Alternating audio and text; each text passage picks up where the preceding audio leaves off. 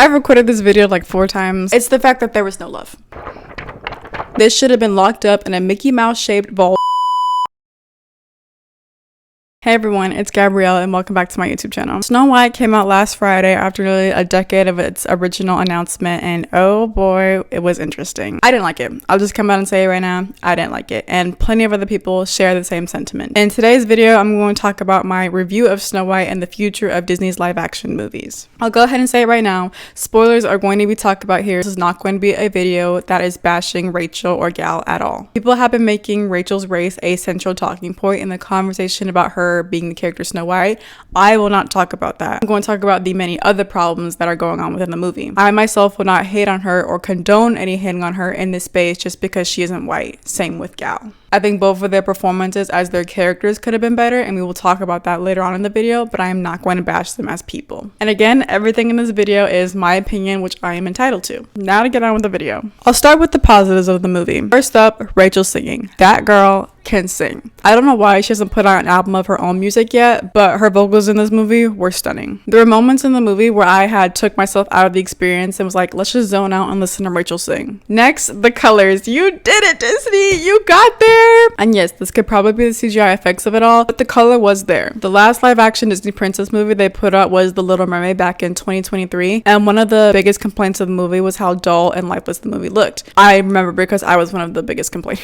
In the Snow White movie, I really liked the contrast of the kingdom when it was under her parents' rule versus when it was under the evil queen's rule. That's great storytelling. I also thought the reds and the blues were really pretty, which they needed to be pretty as they are the dominant colors of Snow White, but they were popping and they were there, so that's great. Then the Whistle While You Work rendition. I loved it. Best part of the movie, hands down. It was fun, it was cute, it was vibey. I think this was the only part of the movie where I actually smiled, and then it ended and then I stopped smiling. But it was great. I loved it. So that's it for positives. On to the problems I found within the movie. First, Rachel and Gal's portrayal of the characters. Usually when there is a remake of a TV show or a movie, actors and actresses bring something new to the character. Halle Bailey brought a warmth and emotional depth to Ariel. Same with Ariana Grande bringing more emotional depth and charm to Glinda. With Rachel and Snow White, then Gal and the Evil Queen, it felt like there was no depth to it. No new discovery or layers to their characters. Even their corresponding songs I felt like didn't fit them. Waiting on the Wish song felt like it was geared to Aisha from the movie Wish, and the All Is Fair song felt like it was not made for this evil queen. It could have been better for another evil queen or evil villain in the cinematic Disney universe, but it just didn't fit right for this evil queen. Also, this isn't really a super negative thing, but I just want to point it out. Snow White's hair changed pretty much in every scene of the movie. In one singular scene, it looked really, really good, and it should have been like that the whole movie, but majority of the time, it was giving Lord Farquaad.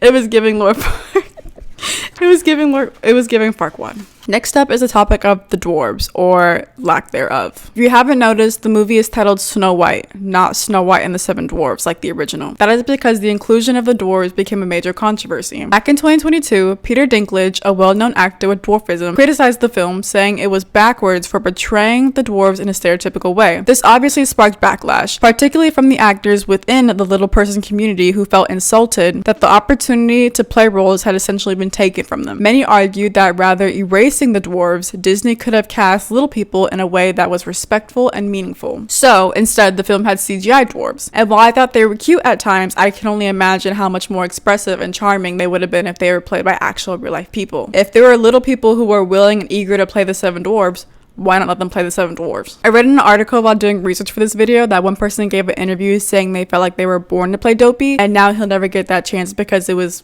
CGI'd. This is a live action movie after all. Use live action people. I saw a lot of people saying the argument that dwarves were magical creatures, so it couldn't have been little people who played them and it had to be CGI'd. But if you look at the genie from Aladdin, he's a magical creature as well. He's literally a genie, but he was played by a real person painted blue, and then his floating tail was CGI. I feel like they could have used little people as the dwarves, then maybe CGI'd, I guess, to No, you didn't need CGI at all, actually. Like, it could have just been little people. And more importantly, it could have been an opportunity to show talented actors with dwarfism and educate audiences who may not even realize how underrepresented they are in the media. What makes it even more confusing in the film is that there is actually a little person. He is not with the Seven Dwarfs group. He's with a group of bandits. Yet we learn almost nothing about this group of bandits, only a bond between two characters. It feels like a missed opportunity on all fronts. When me and my sister went to go see this movie, we noticed how the the entire hi-ho section. It felt like a promotion for the Seven Dwarfs mine train at Disney World. And if you've ever been to Disney World and been on that ride, you know what I'm talking about. The way the scene was framed, from the glowing gemstones to just the way the characters moved on the mine, it felt very close to what the actual ride is in its signature elements. It just felt like an extended theme park commercial snuck in to the middle of a Disney movie, which honestly I wouldn't be surprised if that was the original idea in the draw room that got greenlit. The next biggest problem with, oh, I'm gonna get mad. The biggest problem with this movie was the love interest, or rather whatever this attempt of a love story was supposed to be. Instead of a traditional prince, Disney gave us a bandit. Yes, a bandit. This character, Jonathan, I would best describe as a Walmart version of Eugene from Tangled. Yes, I said it and I'm standing on it. Jonathan was forgettable, he wasn't well written, and most of the time I forgot he was supposed to be the love interest. Then we get Princess Problems, a song that is sung by Jonathan himself. And I'll tell you right now, it's bottom tier of the Disney Prince list. At this point in the movie, Snow White is basically saying, I need to find my father and restore the kingdom. His response, not my problem, your princess problems don't apply to me. The song itself felt completely unnecessary and it does nothing for the plot. It also just feels like a waste of time. And now after this song, guess what they do, guys? Guess what they do? You're never gonna guess. After he just told her to kick rocks, guess what the next song is? A love song.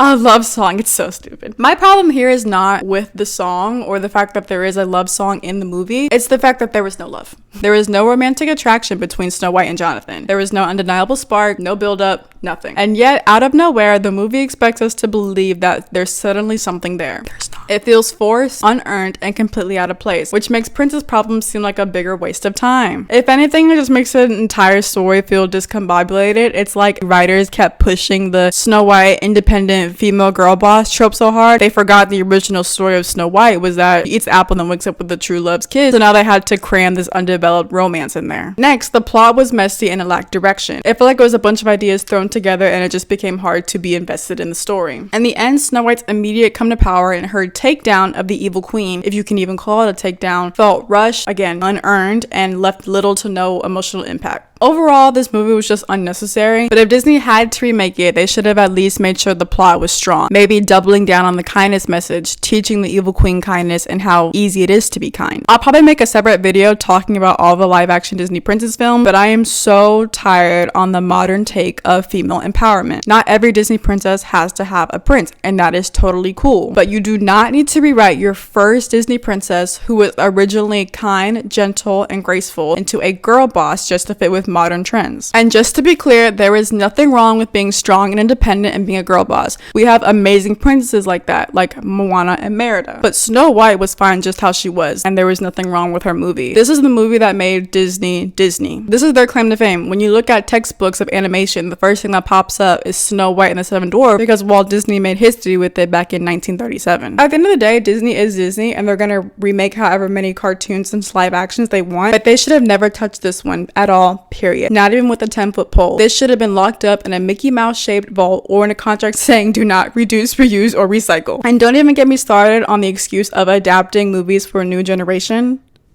Are you serious? That's one of the weakest justifications out there. If I have kids, there's no way I'm gonna show them a mediocre live action movie when there's a classic animated option over here, especially one that was so groundbreaking that it won an honorary Oscar for being the first of its kind. And animation is just cooler. At the time of recording this video, the official trailer for Snow White is at 1.8 million dislikes. Millions, people. I saw a YouTube video titled Snow White is about to completely destroy Disney forever. I don't think it will completely destroy Disney, but it will leave a stain on their reputations for their future live action movies. People are already criticizing Lilo and Stitch and it's not even out yet. The audience is going to continually get frustrated and end up being fed up with Disney. Like I mentioned in my previous video where I talked about the Oscar-winning animated feature Flow, Disney is the big dog. They have billions of dollars to create and animate any kind of story they want, but they choose to put money into live action remakes which only end up being half decent half the time. And if they keep this kind of energy up, especially if they don't do justice to the next two beloved Disney princesses, Tangled and Moana, which Disney, if you are watching, you can cancel those. No one is telling you to make those movies. They risk losing the trust and enthusiasm from their audience. That's all from me. Let me know in the comments what you think about the new Snow White movie. I really want to hear other people's thoughts, and make sure you like, subscribe, and I'll see you guys later. Bye guys.